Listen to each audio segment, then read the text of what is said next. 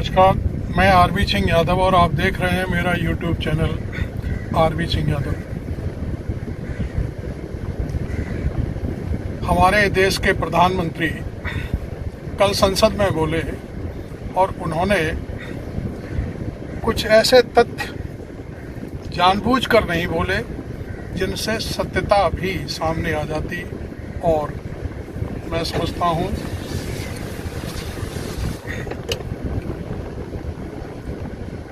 Iron lady कही जाने वाली मोहतरमा इंदिरा गांधी की इतनी बड़ी बेइज्जती ना होती, इतना उनको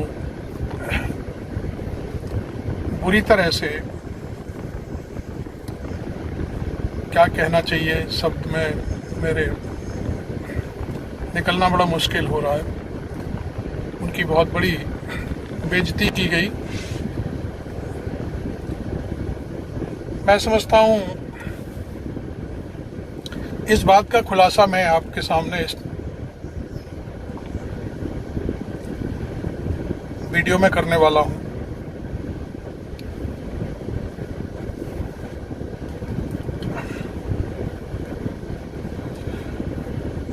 हमारे प्रधानमंत्री नरेंद्र मोदी जी ने कल इतिहास का पूरी तरह से गुड़ गोबर कर दिया। उनसे भारी चूक हुई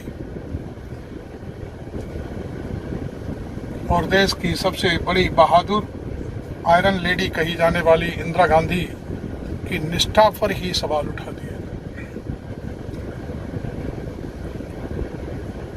उन्होंने सवाल उठाया कच्छदीवु द्वीप का।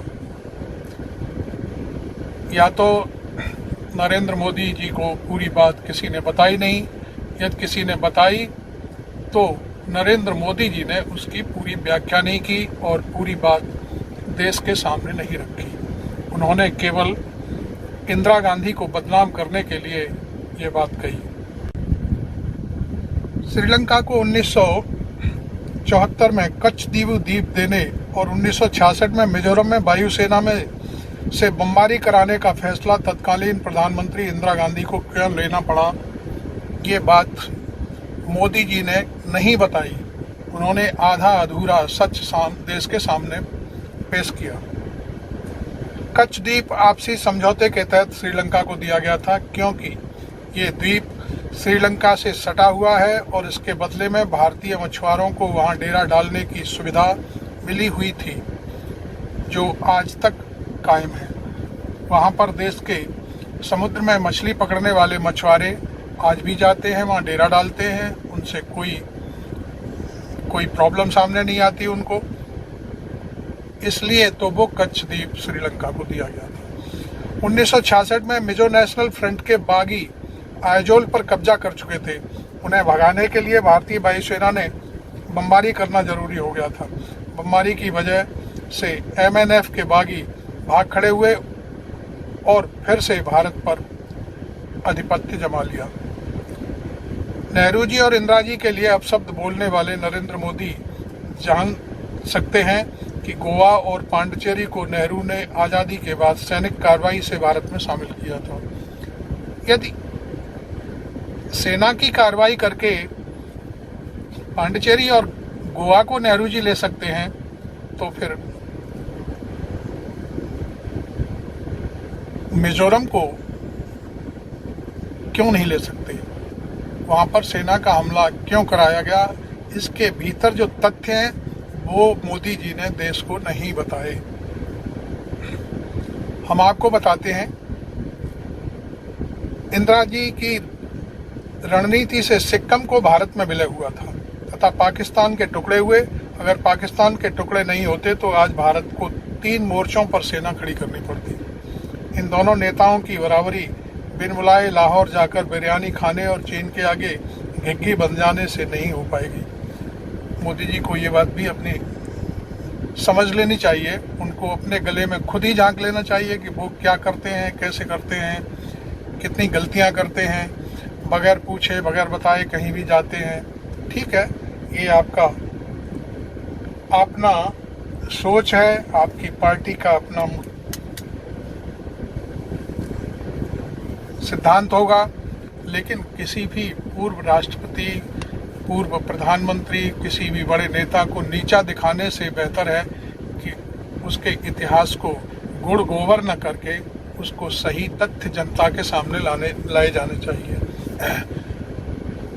मोदी जी ने कल के भाषण में जिस बात को लेकर के विपक्ष ने, इंडिया ने जो